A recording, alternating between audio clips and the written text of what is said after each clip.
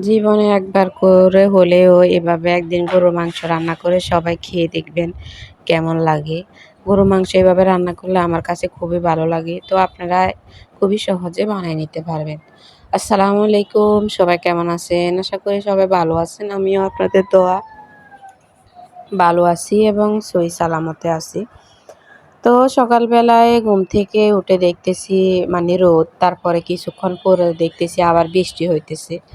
তো ওইটাই আপনাদের সাথে শেয়ার করতেছি। দেখেন মানে বৃষ্টির ফোঁটা ফোঁটা পড়তেছে, আবার রোদ হইতেছে, আবার বৃষ্টি হচ্ছে, আবার রোদ হইতেছে।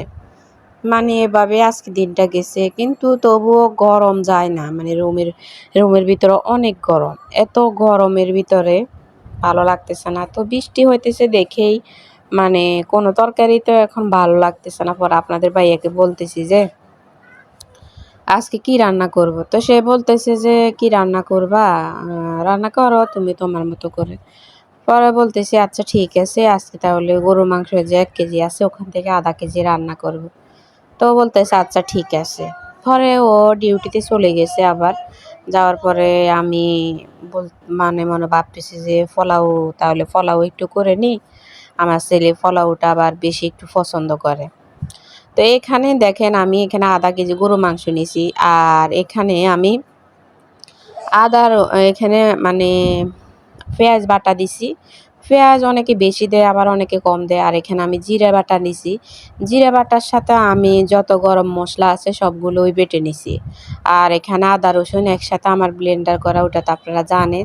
তো ওখান থেকে আমি মানে দিতেছি প্রায় ৩ চামচের মতো, ৪ চামচের মতো। আসলে এখানে অনেকেই পরিমাণ বলে। এখানে কেউ বেশি খায় মসলা, কেউ কম খায়। সেজন্য আমি পরিমাণ বলি নাই। আর এখানে আমি আ গুঁড়া মসলা দিছি ৩ চামচ, হলুদ দিছি। কি বলছি?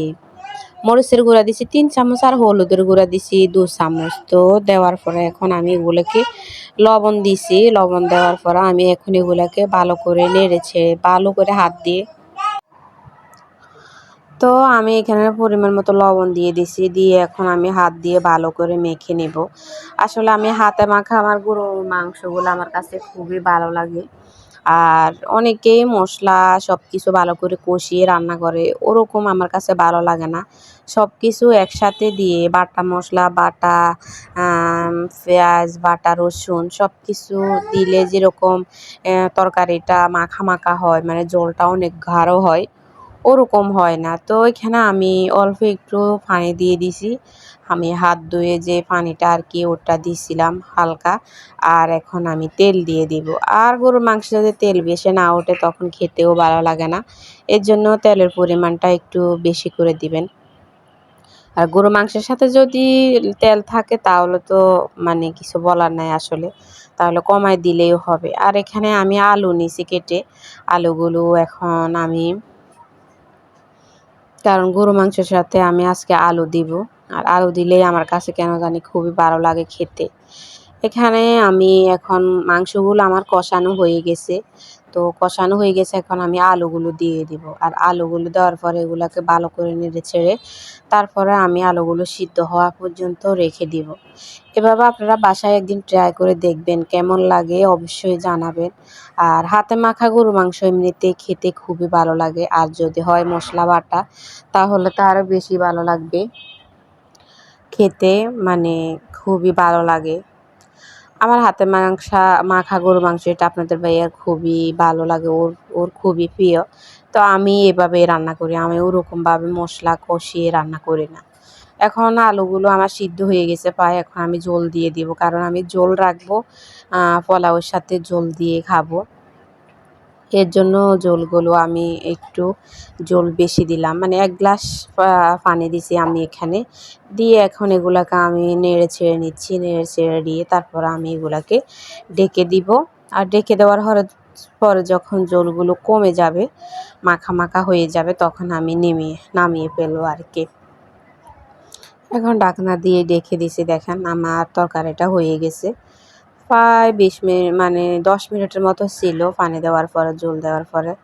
এখন আমি ঢাকনা দিয়ে ঢেকে দেওয়ার পর দেখতেছেন ঝোলগুলো কত গাঢ় হয়েছে। আর এখন আমি আপনাদের সাথে দেখাইতেছি কত সুন্দর, এবং কালারটা অনেক সুন্দর আসছে, কিন্তু আমার ভিডিওতে কেমন জানি মানে কালার অন্যরকম হয়ে গেছে। মোবাইলটাই কোনো সমস্যা হয়তো, মানে ভিডিওটা কেমন জানি গোলা হয়ে গেছে। এমনিতে অনেক মজা হয়েছে তরকারিটা, মানে ঝোলটা, মাংসের ঝোলটা অনেক মজা হয়েছে। এভাবে আপনারা বাসায় ট্রাই করে দেখতে পারেন।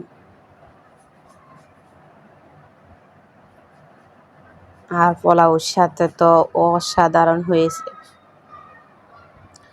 এখানে আমি ডিমগুলো এখানে পানি গরম করে নিয়েছি পোলাও করার জন্য, কারণ পোলাওর সাথে যদি আপনারা ঝরঝর করতে চান তাহলে পোলাওর সাথে জল পানি গরম করে দিতে হয়। আর সিদ্ধ পানি যদি না দেওয়া হয়, ঠান্ডা পানি দিলে ওই পোলাওটা তখন খিচুড়ির মতো হয়ে যায়। এর জন্য আর কি। আজকে আপনাদের ভাইয়া খুবই অসুস্থ, ও কালকে যখন শুয়েছিল রাতে ভালো মানুষ খেয়ে দিয়ে আমাদের সাথে ঘুমাইছে। রাতে হঠাৎ করে ও জ্বর আসছে, আজকে সারাদিন ও জ্বর, তবুও জ্বর নিয়ে ডিউটি করছে, কারণ বন্ধের ভিতরে ওদের মেলটাও ভালো যাচ্ছে না। এদিকে ওদের মেলের অবস্থাও ভালো না, আবার বন্ধ, তো ওর ডিউটিটা দিছে আর কি। তো এখন যদি ডিউটি না করে তাহলে তো সমস্যা, কারণ ডিউটি না করলে যতদিন মানে বন্ধ দিছে এতদিন তো আর টাকা দিবে না, কারণ কোম্পানির অবস্থা খুবই খারাপ, মানে খুবই খারাপ। তো এখন যদি ওদের কোম্পানিদের অবস্থা যদি এমন হয় তাহলে তো টাকা করতে দিবে এরকম, মানে কোম্পানি বলতেছে যে এখনো কিছু বলতেছে না, বলতেছে যে মানে চলবে, কিন্তু ২০ তারিখ পর্যন্ত ওরা বন্ধ দিছে। এখন ২০ তারিখ থেকে আবার ২৭ তারিখ পর্যন্ত দিছে। এখন ২৭ তারিখ থেকে আবার কখন পর্যন্ত দেয় আল্লাহ মাবুদে ভালো জানে। কারণ ওদের কোম্পানি মানে চাইতেছে যে অন্য কোম্পানির কাছে ওদের কোম্পানিটা মানে ভাড়া দেওয়ার জন্য। কারণ মানে খুবই অবস্থা ভয়াবহ হয়ে গেছে ওদের। মানে ৩ ভাই, তো ৩ ভাইয়ে মানে কাটাকাটি করে এ টাকা এমনি খাইতেছে, ও টাকা এমনি খাইতেছে। এখন মেজোটা ৭০ নাকি ৮০ লাখ টাকা নিয়ে পালিয়ে গেছে। মানে কোম্পানির আর কি, ওই যে মানুষ থেকে নিছে, নেওয়ার পর ওদেরকে মাল দেয় নাই। ওই টাকাগুলো নিয়ে মানে মোবাইলটাই বন্ধ করে ফেলছে। মোবাইলটাও খুলতেছে না। তো এখন কোম্পানির অবস্থা পুরাই খারাপ। এদিকে এখন স্টাফরা তো খুবই অভাবে আছে, কারণ এই দুদিনে এখন যে একটা চাকরি গেলে চাকরি যে পাওয়া কত টাফ, যাদের চাকরি নেই তারাই জানে। তো আমাদের অবস্থা তো আরো বেশি খারাপ হয়ে যাবে, কারণ আপনাদের ভাইয়া তো এই চাকরির উপরেই চলতেছে আমাদের সংসার। এখন যদি ওর চাকরিটা কোনো কিছু হয়ে যায় তখন আল্লাহ ভরসা, দেখি আল্লাহ কি করে। এখন আল্লাহর উপরেই তোয়াক্কা করে পড়ে আছি যে আল্লাহ যাই করে ভালোর জন্যই করে, এটাই ভাবতেছি আর এটাই বলতেছি আর কি।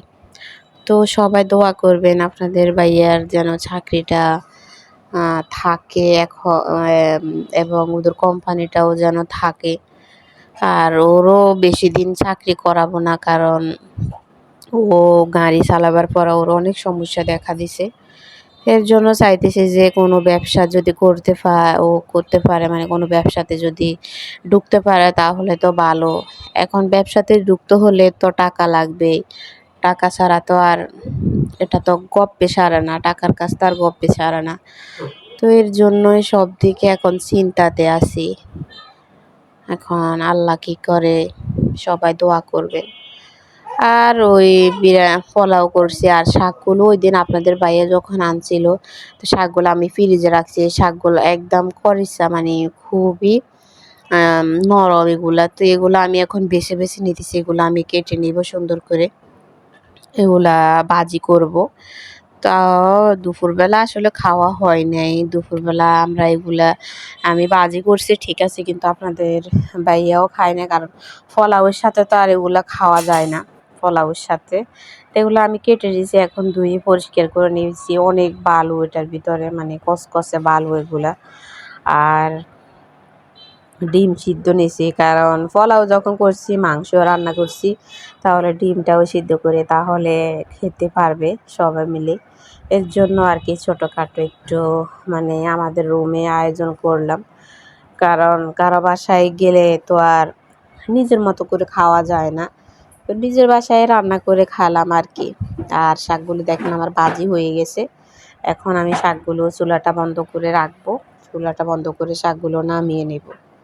আর আপনাদেরকে অসংখ্য ধন্যবাদ এভাবে আমার পাশে থাকার জন্য, এভাবে আমাকে এভাবে ভালোবাসা দেওয়ার জন্য সবাইকে অসংখ্য অসংখ্য ধন্যবাদ। সবাই সবার প্রতি খেয়াল রাখবেন, সবার শরীরের প্রতি যত্ন নেবেন, এবং আগে হলো নিজের শরীর, নিজেকে আগে বাঁচান, তারপরে অন্যজনের কথা চিন্তা করবেন। আর দেখেন এখন আমরা খাইতেছি